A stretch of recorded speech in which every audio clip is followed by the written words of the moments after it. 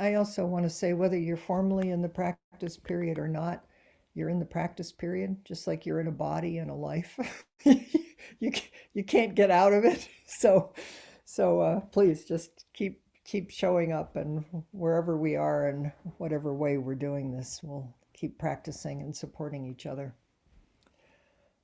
So we have been, this is our last week to this Tuesday and Thursday at the Wheel of Life.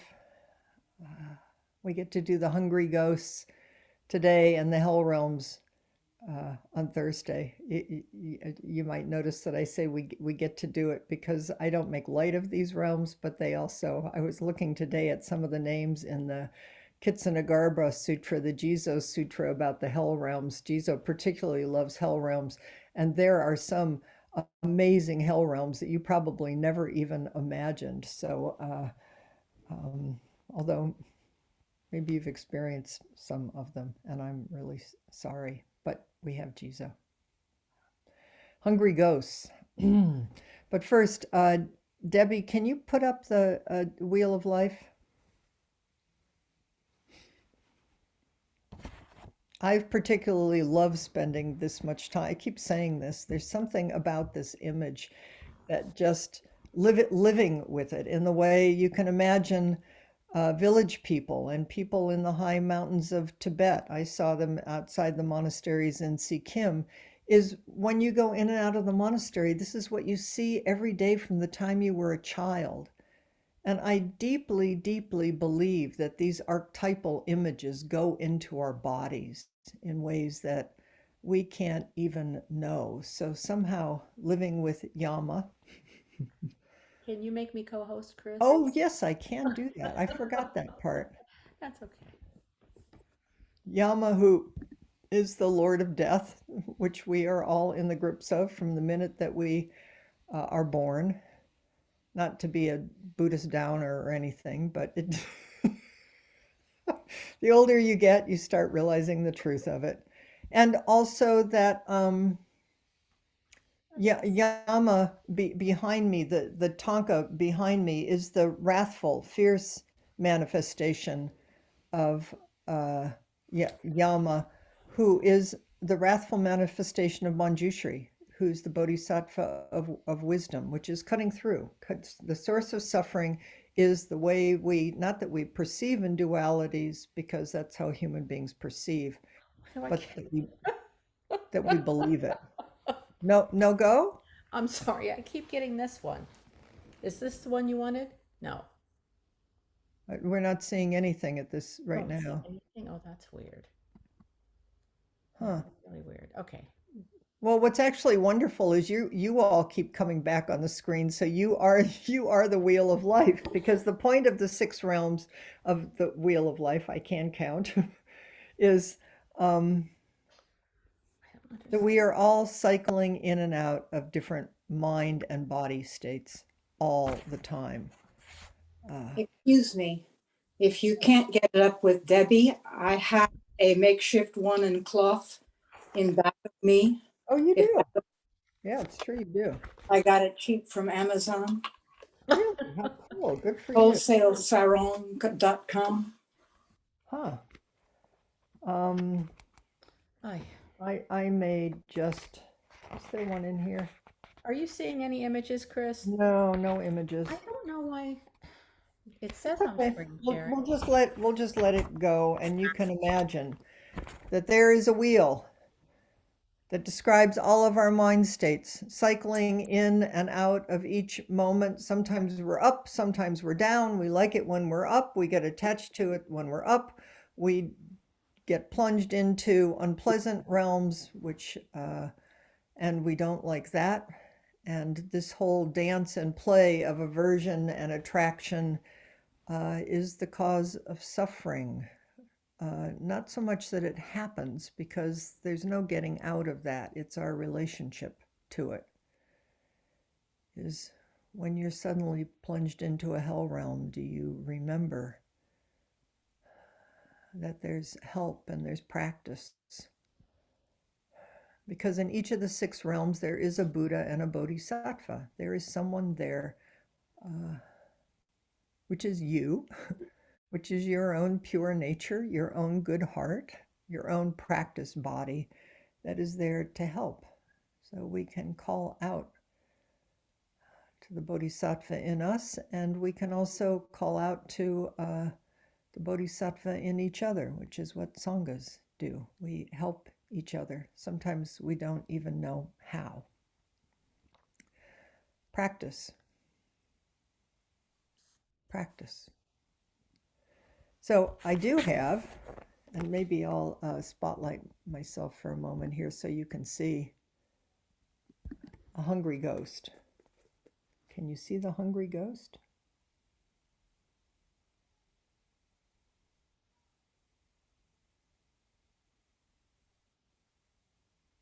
So let me tell you about hungry ghosts, because that's our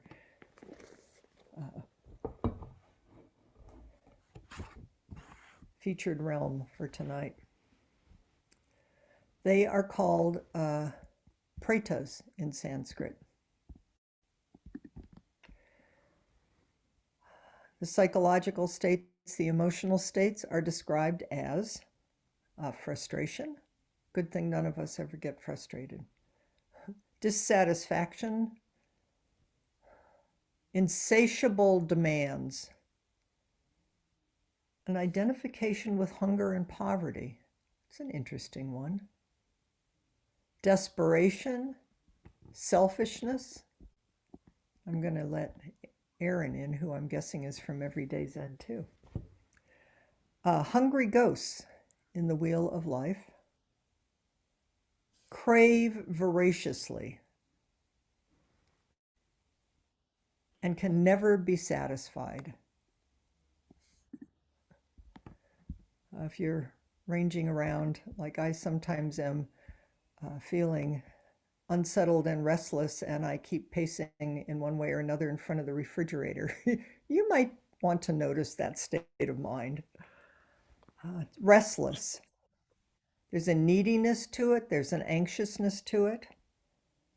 It is, as noted, one level above the hell realms.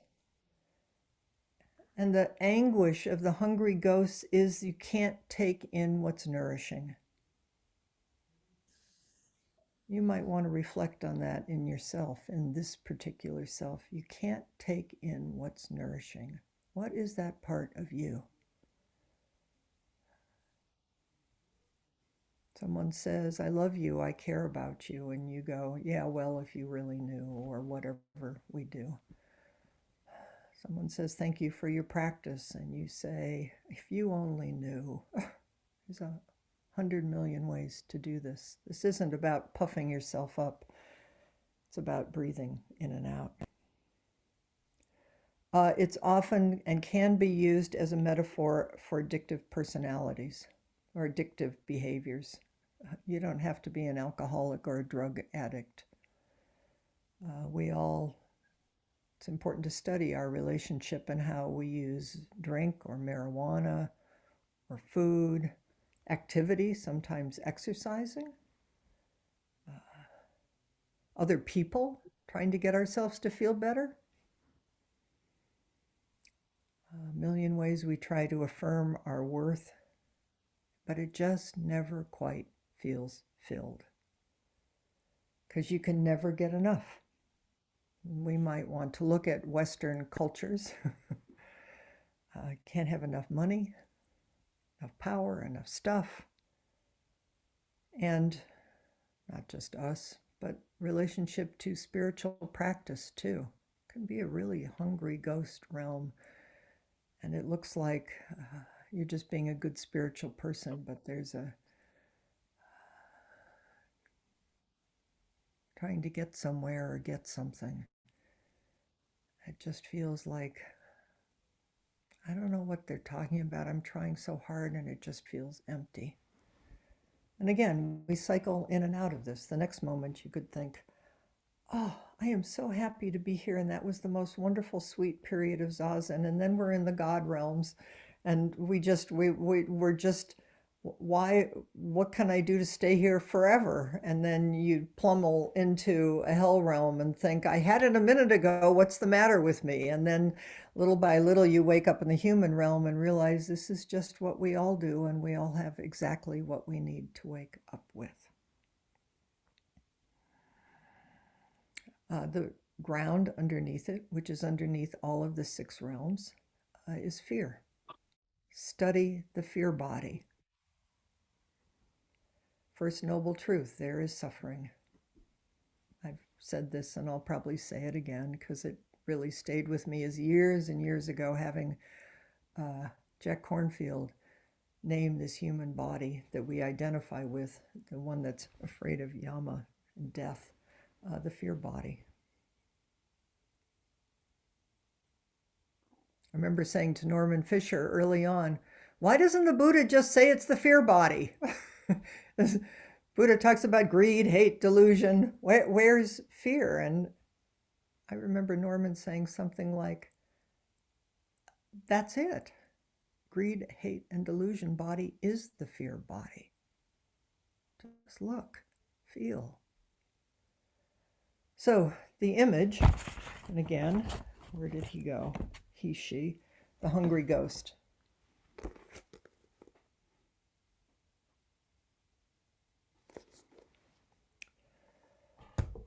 Large stomachs and thin mouths and needle-like throats, so that no matter what you try to put in, it can't fill you up. Distended, empty stomachs. You're emaciated with a huge belly. The description is classically, if you see food and water, you try to drink, the water turns to liquid fire and the food to red-hot balls stuck in your throat. I will tell you that Buddhist sutras do not back away from vivid descriptions. There was an active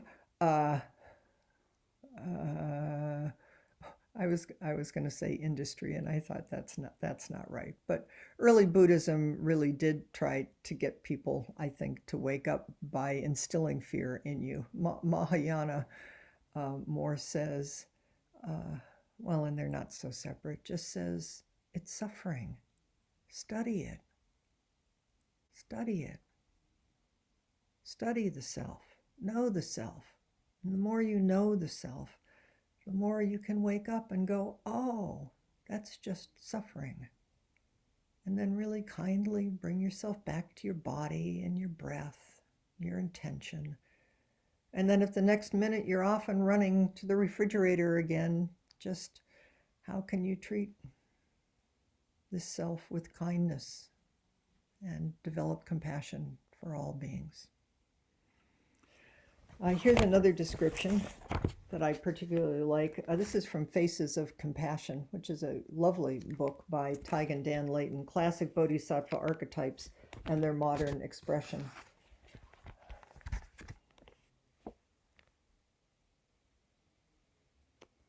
A popular fable describes hell, and I would say hungry ghosts, as a room in which a bunch of angry, emaciated people are sitting around a banquet table. On the banquet table is piled a wonderful feast, with many platters of the most delicious smelling foods that you can imagine. But strapped to the forearms of the famished people sitting around this table are 4-foot-long forks and spoons. So no matter how hard they try, we cannot get any food into our mouths. That's a pretty vivid image. This realm transformed because in each of these realms there is a transformative practice. This one is generosity. Is a room with jovial, well-fed people sitting around a banquet table that is piled high with a wonderful feast, with many platters of the most delicious smelling food that anyone can imagine.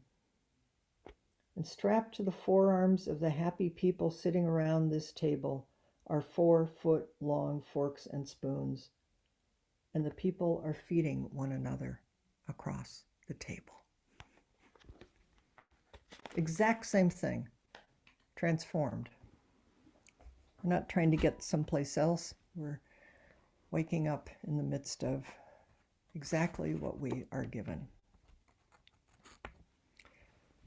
Like I said, generosity is the antidote, the practice. 3 kinds of generosity. Traditionally, it's way described as material generosity.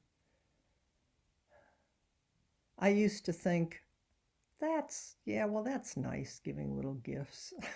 But, it's not the real deal.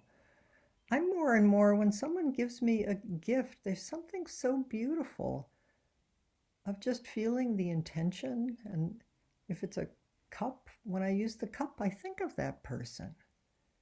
There's something very beautiful in just giving small gifts. Don't underestimate it. Second one is the gift of fearlessness, which is the gift of the Dharma. I'll remind us again, the mudra of fearlessness is the right hand, and often it's coupled with the left hand, which is the mudra of generosity.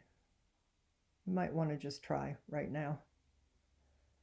I think these mudras arose out of deep practice and meditation, and we can feel these teachings in our body through the mudras. You get scared? Try it. It helps. The third gift of generosity is helping others.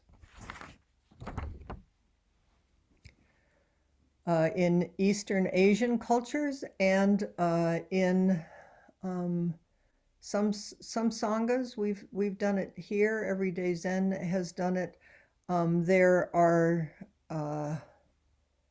around this time of year, kind of coupled with Halloween sorts of celebrations, is there are ceremonies where you call in all the ancestors, not unlike the Day of the Dead, and you feed them and you chant for them. The feeling is just, I would rather hope and trust that my ancestors have found some peace, but the feeling is as if they're wandering around out there hungry and distressed, that we can care for them here. You can care for your mother and your father and your great ancestors and everyone going forward, actually. Just call them in with love and with kindness, and feed them with your intention and your love, and your well wishes.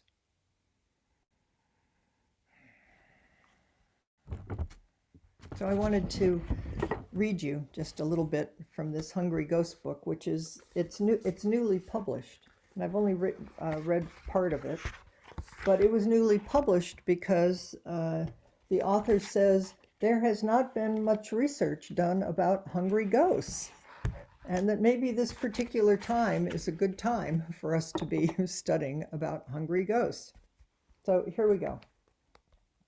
Hungry ghosts are fascinating figures. At one level, they are incredibly transparent, living testimonials in body and word to the dangers of, now this is interesting, and the translation that he uses, and I trust him as a scholar, is meanness. Living testimonials in body and word to the dangers of meanness. And yet at another level, they're inscrutable, for they also function as a kind of repository for Buddhist fears and anxieties about how we as humans can be led astray, and that these can change according to time and place. You too, hungry ghosts seem to say, you too can be led away from the Dharma and end up in the hell of your own meanness. So how do we circumvent this terrible fate? And what fears and anxieties are Buddhists addressing? Then he says, unfortunately, there's very little scholarship on hungry ghosts, and many of the primary texts are unavailable in translation. But there is a primary text. This is like going back to the Jataka tales. There is a primary text called the Avadansataka, the 100 Stories, an early collection of Indian Buddhist narratives with different scholars translating various decades. And there are 10 stories particularly about hungry ghosts. So when he was asked to translate this, which had not been translated, he said immediately yes. So here's a little bit of his scholarship. The Avadansataka Sutra was compiled by a Buddhist monk from the community in northwest India between the 2nd and 4th centuries. We're not just discovering addictive behaviors and hungry ghosts today. Been around for a while and will continue to be. These stories may have been formulated as a kind of law, offering prescriptions for behavior for both monastics and lay.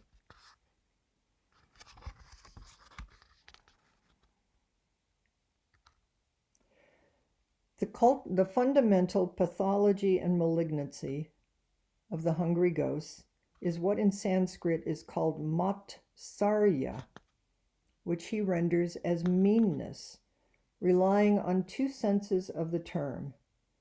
It is an unwillingness to give or share, what might be termed miserliness, stinginess, along with being unfair, unkind, and spiteful. So this is how hungry ghosts behave in the world. I'm moving through little bits here.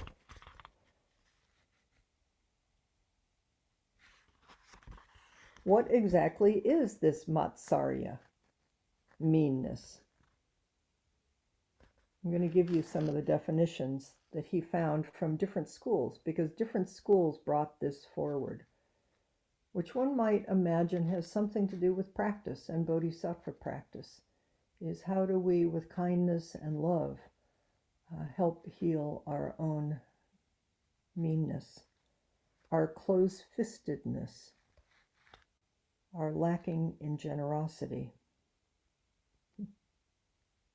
Another term, close, is to hold close and to clutch one's possessions. Those who are hoarders and don't share or practice charity.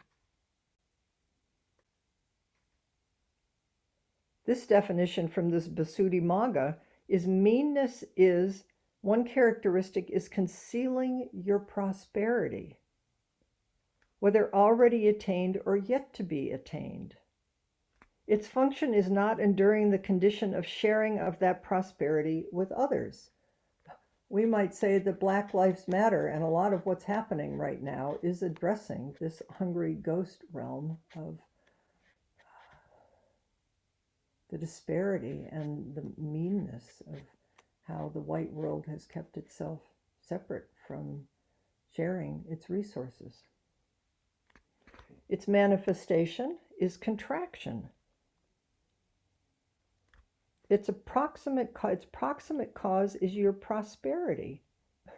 So there is some responsibility if you have prosperity. Otherwise, you could turn into a hungry ghost. It can both be acted out, and it can also be a drawing back.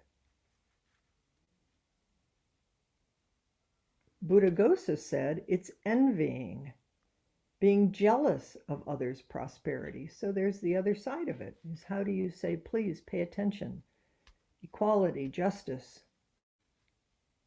from a place that doesn't keep the wheel turning. It says here, a closed-fisted person is one who, I'd suggest study this as you're walking past homeless people, wherever you live. A closed-fisted person, at least we think the meanness is somebody else over there. A closed-fisted person is one who, upon seeing a beggar, contracts and draws in their mind.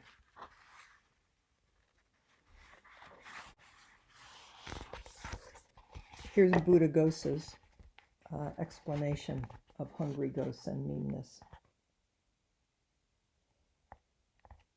You are mean with your residents and cannot endure others living there. You are mean with families that support you and cannot endure others approaching them for support. You are mean with material gain and cannot endure others acquiring it. You are mean with your virtues and cannot endure the talk about the virtues of others. You are mean with the Dharma and do not wish to share it with others. This is not to make us feel guilty. This is to help us wake up.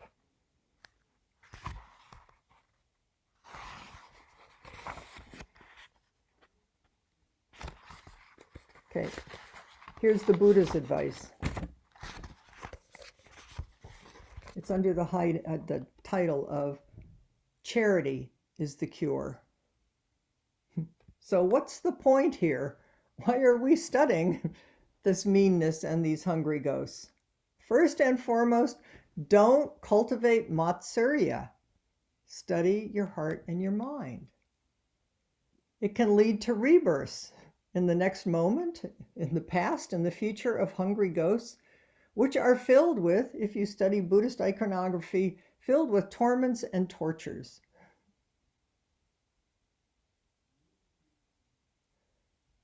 The other thing is to cultivate charity and generosity. This is an explanation the Buddha gives to the monastic community in a fascicle of something called Morsel, which appears in the 4th decade of stories in this text. If monks, I'd say nuns and laymen and laywomen, beings were to know the result of charity and the consequence of offering charity as I know the result of charity and the consequence of offering charity, then they would never eat the very last remaining morsel of food without giving it away or sharing it, if a worthy recipient of that food were to be found. And the Matsuriya-filled thoughts that arise would not seize hold of your mind. You would recognize it and practice with a sense of contraction or pushing away. But those beings who do not know the result of charity and the consequence of offering charity as I know the result of charity and the consequence of offering charity, eat with a mind that is miserly without giving their food away or sharing it. And the Matsuriya-filled thoughts that arise, practice, do not let it seize hold of your minds. Charity, in other words, functions as a kind of prophylactic against the cultivation of Matsuriya. Give gifts, make offerings, and this should prevent Matsuriya from seizing control of your mind and your heart, and help you to not become more and more stuck in the realm of the hungry ghosts.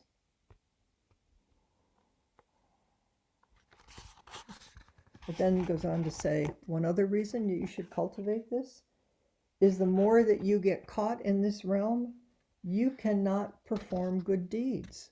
It becomes harder and harder, so it becomes harder and harder to reach out your hand with generosity and alter your destiny.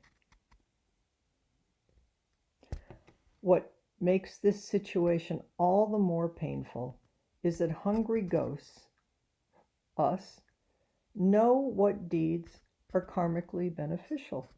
We do have a sense of goodness and of compassion. We're just, when we're caught in this realm, powerless to perform them.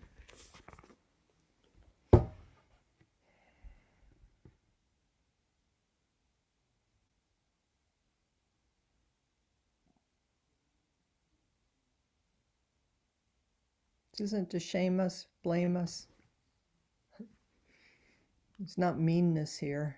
It's just the Buddha pointing at our own hearts and minds and culture and the world and asking us to wake up.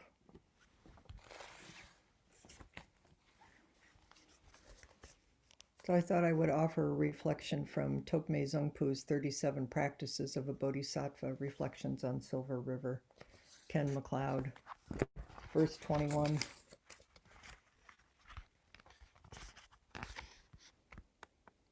Being attached to sensual pleasures is like salty water.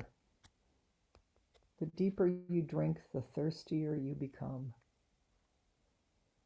Any object that you attach to, right away, notice and let go. This is the practice of a bodhisattva.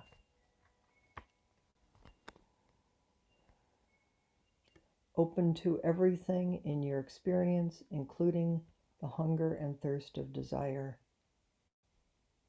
Open to everything you see all at once, and include everything you hear all at the same time. Then include the kinesthetic and the tactile. Open your body and heart and mind. Your hungry ghost attachments will just become movements in your field of experience.